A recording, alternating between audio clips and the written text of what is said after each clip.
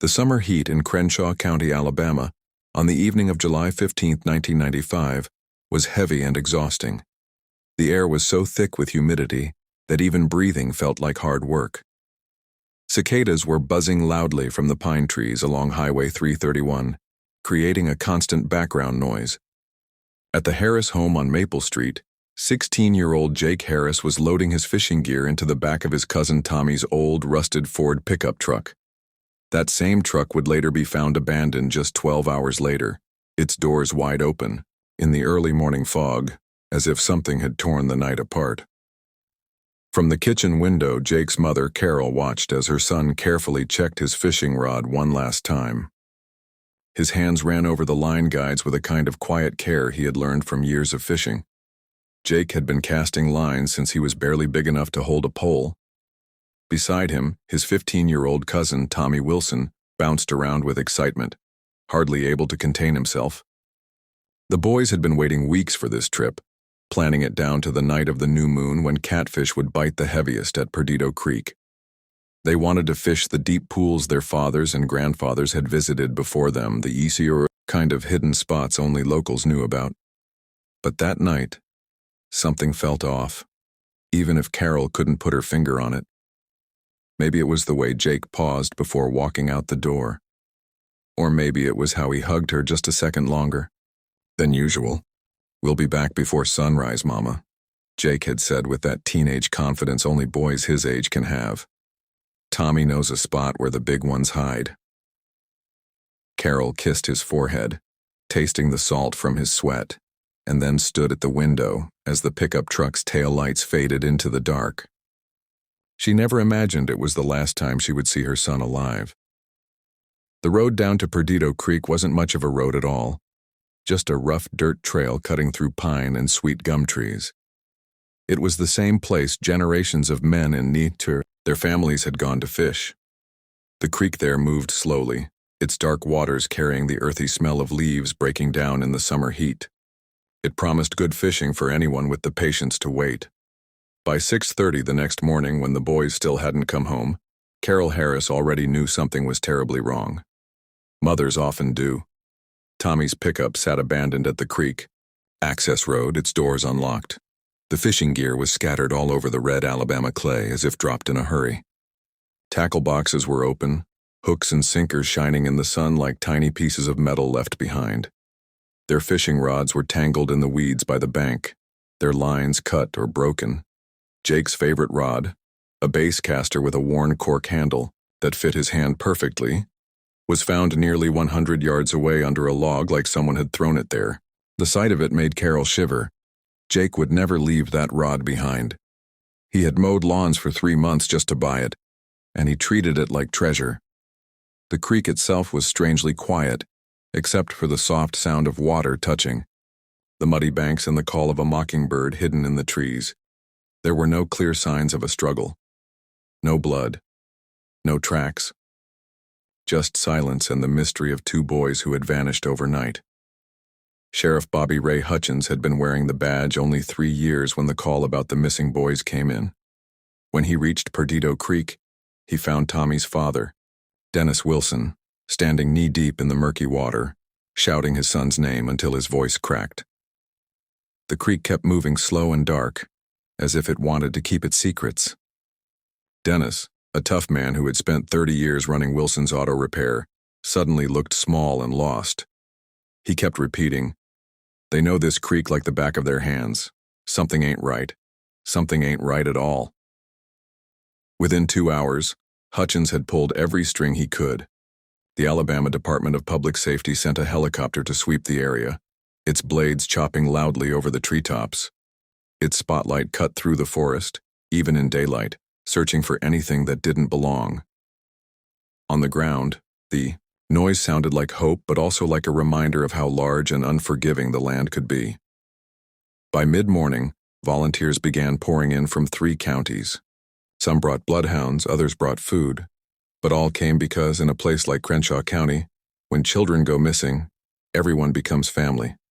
Firefighters organized search teams that moved in careful patterns through the woods, calling the boys' names again and again. Hunters who knew every trail, Every hidden pond joined the search too, their knowledge crucial in such thick wilderness. The dogs caught the boys' scent easily from the abandoned fishing gear, following it to the water's edge, and then just like that the trail ended. It was as if Jake and Tommy had walked into the water and disappeared. Bill Murphy's dog, Ranger, whined and paced along the bank, picking up something he couldn't follow. As the sun rose higher, the search area grew to 50 square miles of forest, creek, and farmland. Deputies from neighboring counties arrived. The State Bureau of Investigation set up a command post at Perdido Creek Baptist Church. The parking lot filled with police cars, pickup trucks, and the controlled chaos of a community that refused to give up. But as the second night came and went, the truth began to sink in. Experienced searchers knew the chances of finding people alive after 24 hours were slim, especially in such terrain. The creek fed into the Conoque River, meaning if the boys had fallen in, they could have been carried miles away. The woods were thick enough to hide anything. The Alabama heat only made the situation more dire. If you're drawn to these stories, the kind that never leave a community and never find easy answers, this case is one of them. Because while everyone searched the creeks and the woods, they didn't know they were looking in the wrong places. Patricia Mitchell's heart carried scars from every false lead, but she never gave up. She could name every single pin on the map in her basement by memory, the coordinates, the date, the time, and the witness who had provided the tip. Each year on February 14th, she stood at the spot where Sarah's car had been found. At first, these vigils were small family gatherings, but over time they grew into public events that drew crowds and even reporters from as far away as Denver. Patricia always brought fresh flowers and battery-powered lanterns, her breath visible in the icy winter air as she read passages from the journal she had kept since 1987. Local TV crews came in the early years and treated these memorials with care, but as time passed, the reporters seemed younger and less connected. They treated Sarah's story like just another yearly assignment instead of an unsolved tragedy. The strain of decades of grief slowly eroded Patricia's marriage. Richard never spoke openly about it, but the signs were obvious. He stopped asking about what she was doing in the basement. He learned to sleep through the sound of her pacing late into the night. Eventually, he moved to the guest bedroom so he wouldn't be disturbed when she slipped into bed after spending hours reviewing case files. The conversations that had once been filled with Sarah's college dreams and weekend plans turned into simple discussions about house repairs or school schedules. Her relationship with law enforcement followed its own pattern. At first, she called Sheriff Tom Bradley once a week, then every other week, then once a month. After his retirement, Sheriff Janet Carlson took over, and Patricia hoped the new leadership would finally bring movement. Instead, she received polite reassurances and promises of review that never went anywhere. Within the department, her reputation shifted from heartbroken mother to persistent problem, and soon deputies stopped returning her calls altogether. That didn't stop Patricia. The boxes in her basement multiplied. She drove hundreds of miles to interview inmates who claimed they knew what happened to Sarah, only to be met with demands for money or cigarettes in exchange for useless stories. She wrote letters to psychics, private investigators, and strangers who read about the case and wanted to help. Patricia carefully recorded every single interaction, hoping one might turn out to be real. By 2005, her obsession had taken a heavy toll. Friends drifted away because every conversation ended up circling back to Sarah's case. Even her sister Margaret began skipping holiday gatherings, knowing Patricia would corner guests to share her theories. The woman who had once been known for her warmth and humor was now seen with quiet pity, or worse, avoided altogether in the grocery store aisles. The decades after Sarah's disappearance became a magnet for drifters, liars, and attention seekers. Each new tip raised hope, and each collapse deepened the pain. When Sheriff Carlson inherited the case, she also inherited filing cabinets stuffed with false confessions, fabricated sightings, and elaborate conspiracy theories. In 1992, a drifter named Marcus Webb called from a jail cell in Billings and claimed he had witnessed Sarah's abduction while camping illegally near County Road 86. Webb's account included details about the snowy night and even described a dark pickup truck with Montana plates and a driver in a baseball cap. It sounded believable, until records revealed that Webb had actually been incarcerated in Wyoming on February 14, 1987. He had memorized details from newspaper articles during his earlier jail time. The arrival of the internet in the mid-1990s made things even worse. Amateur sleuths using names like Montana Truth Seeker and Cold Case Expert bombarded law enforcement with theories. They linked Sarah's disappearance to everything from human trafficking to satanic cults. One persistent online researcher even spent 3 years trying to tie her case to a series of Nevada highway murders, producing hundreds of pages of irrelevant but thorough analysis. Out of all the false suspects, Robert "Bobby" Hutchins seemed the most convincing. He was a former carnival worker with a record of assaults, and in the winter of 1987 he had been in Bozeman doing construction jobs while living in a trailer park outside of town. People placed him at the same diners and bars Sarah had visited, and his habit of leaving towns quickly after trouble made his timeline suspicious. Investigators spent 8 months tracking him across 6 states, only for payroll records to prove he had been working a night shift in Missoula on February 14th. Technology that was supposed to bring answers only added frustration. CODIS, the FBI's DNA database, gave investigators hope, but when they submitted samples from Sarah's car, the results came back useless. The evidence had been improperly stored in the 1980s and had deteriorated. Attempts to enhance old 911 recordings with digital tools produced nothing more than static and background chatter. The most crushing blow came in 2008. Construction workers discovered human remains in Hyalite Canyon.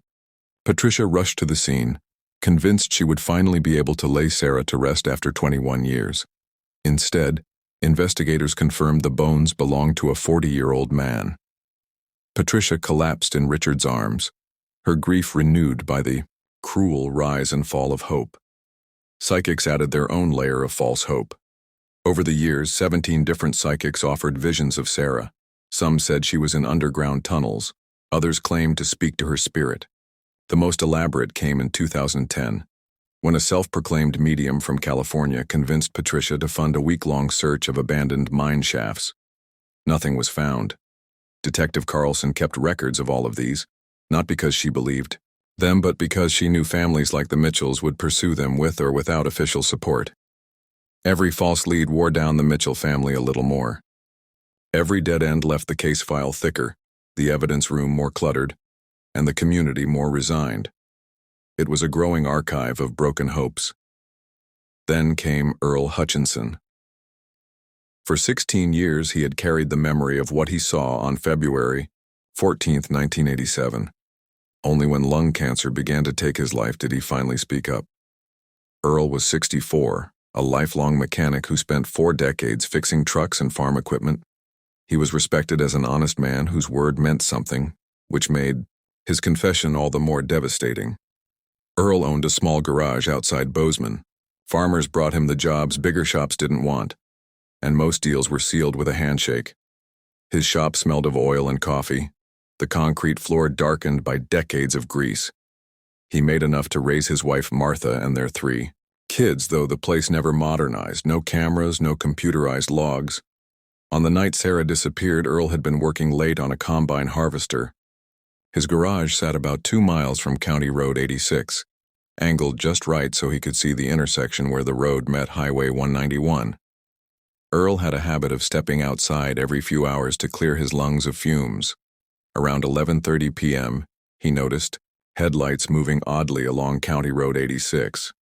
The vehicle stopped and started several times, behavior that didn't fit the straight stretch of road most people drove smoothly even in the snow. He kept watching, uneasy, not realizing that what he saw would connect him forever to Bozeman's darkest mystery. Detective Morrison always knew that sometimes old cases came back to life when no one expected it. At the Crenshaw County Sheriff's Department, the evidence room slowly turned into something like a museum of unsolved stories, boxes and bags, filled with reminders of lives that had been cut short or gone missing. Among those items was Jake's basecaster rod, stored inside evidence bag number 337. It had been photographed, tagged, and shelved years earlier, then forgotten. What no one could see back in the 1990s was that the handle carried tiny traces, of blood. At the time, the technology simply wasn't advanced enough to detect or test it, so its secrets stayed hidden for decades. Time kept moving, one year after another. The community learned to live with the loss of Jake and Tommy, the way people live with an injury that never really heals. Their story turned into local legend, whispered among teenagers who dared each other to fish at Perdido Creek after dark. Parents used it as a warning, telling their children how quickly ordinary nights could turn into something tragic. In September 2018, Detective Sarah Martinez walked into the Crenshaw County Sheriff's Department. She was 48 years old, with 23 years in law enforcement, and known for reviving cases long thought unsolvable. She had left Birmingham's Major Crimes Unit to take on cold cases in rural Alabama, determined to use modern forensics on mysteries that earlier investigators couldn't crack. Sheriff David Coleman, who had taken over the office when Bobby Ray Hutchins retired in 2010, gave her full access to any case she wanted. When Martinez opened the Wilson Harris files, she found them just as Detective Morrison had left them: 3 cardboard boxes and 2 evidence bags. She spent her first week carefully reviewing every page: the reports, interviews, photos, and notes. She could tell Morrison and Hutchins had worked the case hard and had done everything possible with the resources available in 1995. But she also saw missed opportunities, things that modern technology could now re-examine. One item stood out to her immediately: Jake's fishing rod. It had been found 100 yards away from the truck, partly hidden under a log. The placement suggested it wasn't just misplaced. Maybe there had been a struggle.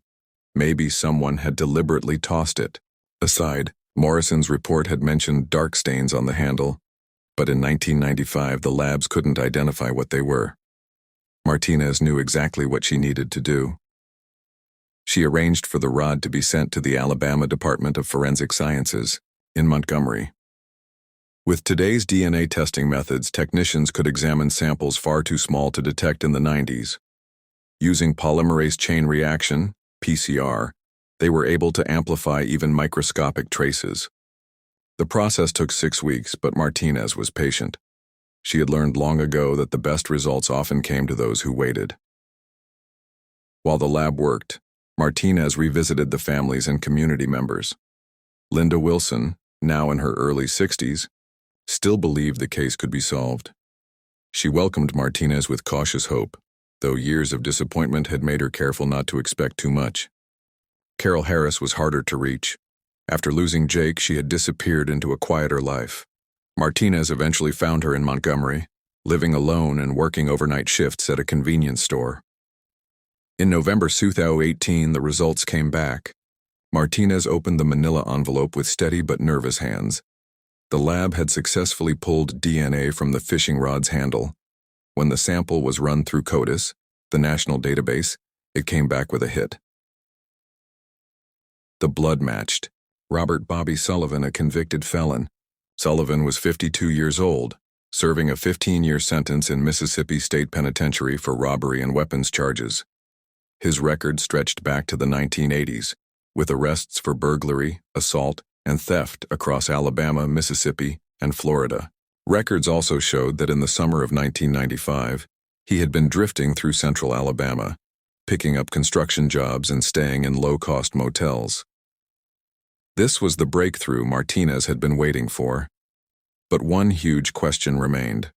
Why was Sullivan's blood on Jake's fishing rod? And what role had he played in the disappearance of the 2 boys? On a cold December morning in 2018, Martinez drove to the Mississippi State Penitentiary to meet him face to face. The prison stood in the flat delta landscape, surrounded by razor wire and guard towers. Martinez had interviewed plenty of inmates before, but this time felt different. She carried with her the pain of 2 families who had lived without answers for 23 years. When Sullivan entered the interview room, he looked older than his years. His hair was completely gray, his skin pale from prison life, and his hands rough from years of construction work. But they trembled slightly, either from nerves or health problems. He couldn't keep his eyes from flicking toward the folder Martinez placed on the table. Martinez started slowly, asking about his background, his work, and his current situation. Sullivan answered politely, carefully, giving only what was asked. But the turning point came when Martinez slid a photograph across the table, a blown-up picture of Jake's fishing rod taken back in 1995. The reaction was instant. Sullivan sucked in a sharp breath, his whole body shuddering. His hands twitched toward the photo before he forced them back to the table. Martinez had seen that look many times before. It was recognition. "Do you remember this fishing rod, Bobby?" she asked calmly, though she already knew. For nearly half a minute, Sullivan sat in silence, breathing hard. Finally, his eyes filled with tears. The defenses he had held for 23 years were breaking down. Martinez explained the DNA results, how modern science had confirmed his blood was on the rod, how the database had matched it to him, and how records placed him in Alabama at the exact time Jake and Tommy vanished. His lawyer, a public defender from Jackson, told him to stay quiet. But Martinez could see the truth in his face. Finally, Sullivan spoke in a voice so soft she almost didn't hear. "I've been waiting for this day for a long time. I knew someday the truth would catch up with me. I just never thought it would take this long." Martinez leaned forward, holding his gaze, knowing the moment had come. And with his hands shaking uncontrollably, Robert Sullivan began his confession, ready at last to reveal what really happened on that summer night in 1995. The guard brought Robert Sullivan a cup of water. His hands shook as he lifted it, the weight of 23 years of silence bearing down on him. The small prison interview room suddenly felt even tighter, as if the truth itself was pressing against the walls. Detective Sarah Martinez sat across from him, quietly steady, while his attorney stayed silent, knowing this was no longer about legal defense. Some secrets eat a man alive, and Sullivan had finally reached the breaking point. "I was breaking into houses that summer," he began, his voice raw and unsteady. He kept his eyes fixed on the table instead of meeting Martinez's gaze. "Country places mostly. Farms. Folks who never locked their doors, who kept cash in jars or coffee cans and jewelry in drawers. I'd been at it for months, drifting, from county to county, never in one spot long enough for the law to piece things together." His words carried the flat tone of someone recalling memories he had tried to bury, but could never escape. On the night of July 15, 1995, Sullivan had been inside a farmhouse about 5 miles from Perdido Creek when the owner's dog started barking. He bolted before he could finish the burglary. Driving his stolen pickup along back roads, he looked for another target. That's when he noticed the glow of a campfire near the creek's access road. He figured it was just an empty campsite, maybe left behind with valuables. He parked and crept closer, but it wasn't empty. 2 boys, Tommy Wilson and Jake Harris, were fishing by lantern light. Their voices carried easily across the water, talking about school, girls, and hoping for catfish. They never saw Sullivan, watching from the tree line. For a few minutes he thought about just walking away. But then Jake turned, his flashlight sweeping toward the road. The beam caught Sullivan's stolen truck. "The kid pointed at it," Sullivan said, his voice gaining steadiness as he pushed through the memory. "He was telling his cousin somebody was out there. He said they ought to check it out. I knew right then they'd seen it. That truck was stolen. If anyone came asking questions later, they could point to me. I couldn't have that." Sullivan walked out of the trees with his hands raised, pretending to be lost and asking for directions. But Jake was sharp. He didn't buy it. He suggested they should head back to their truck. That's when Sullivan panicked. He lunged for Jake's fishing rod and swung. The blow landed across Jake's head, knocking him out cold. Jake fell into the shallow water, blood mixing into the creek. Tommy froze, unable to process what he had just seen. Sullivan described the moment like a nightmare. Tommy trying to speak his cousin's name, but no sound coming out. "I didn't mean to hurt them," Sullivan whispered, tears now running freely. "But once it started, I couldn't stop. The other boy was yelling. I knew sound carries at night and someone might hear." Sullivan strangled Tommy Wilson, ending his life by the creek bank. The water lapped against the mud while silence fell over the woods. He then loaded both boys into his stolen truck and drove about 20 miles to an abandoned mine shaft he'd found while scouting burglary spots. The mine, closed since the 1960s, was hidden under vines and faded warning signs. He dropped Jake and Tommy into that shaft, listening to the sound of their bodies falling into the darkness. Afterward, he went back to the creek and scattered their fishing gear, hoping it would look like an accident or disappearance. The next morning, Sullivan fled Alabama. He ditched the truck in Mississippi and hitchhiked to Florida, waiting for the law to catch up. But days turned to months, and months to years. Eventually, he convinced himself he had gotten away with it, until DNA technology proved otherwise. Oh my burr. A freezing morning in January 2019, Detective Martinez stood at the edge of that same mine shaft, watching the Alabama Bureau of Investigation recovery team prepare to retrieve the boys. The opening, overgrown with decades of kudzu, was finally exposed again. 2 weeks earlier, Sullivan himself had led them there, shackled, pointing out the landmarks as he described what he had done. His voice had been flat, emotionless, as if the act had been routine. Both families gathered near the site, despite Martinez suggesting they might want to wait. Linda Wilson, wrapped in a heavy coat, looked determined but exhausted from years of unanswered questions. Carol Harris, visiting Crenshaw County for the first time in decades, appeared fragile, like she might collapse the moment truth finally came. The recovery team lowered cameras first. At about 40 feet down, grainy images confirmed what Sullivan had confessed. Human remains scattered along the rocky bottom, preserved by the mine's cool, dry air. Dr. Sarah Chen, a forensic anthropologist from the University of Alabama, descended with the team. Piece by piece, they documented and lifted remains with precision. The work lasted all day. Each bone, each fragment was handled like sacred evidence. Then came the personal items: Jake's wallet, still holding his license and a picture of his girlfriend; Tommy's Crenshaw County High School class ring; fragments of clothing, both mothers recognized instantly. Dental records confirmed their identities, though the families had already known in their hearts. The discovery hit Linda Wilson harder than expected. She had thought finding her son would bring relief, but instead she felt emptiness. "At least when they were missing, I could pretend they might still be alive," she told Martinez later. "Now I know all those years of hope were for nothing." Carol Harris, on the other hand, described feeling as if a weight had been lifted. For 23 years, she'd lived with the fear her son was out there somewhere, suffering, calling for her. Now, though the truth was devastating, she could finally grieve properly. Legal proceedings followed, with Alabama and Mississippi prosecutors ensuring Sullivan faced full accountability. But no sentence could replace what had been lost. Onduam. A warm Saturday morning in March 2019, exactly 23 years and 8 months after the boys vanished, the community gathered at Perdido Creek Baptist Church. The sanctuary was overflowing with mourners from 3 generations, people who had waited decades to say goodbye.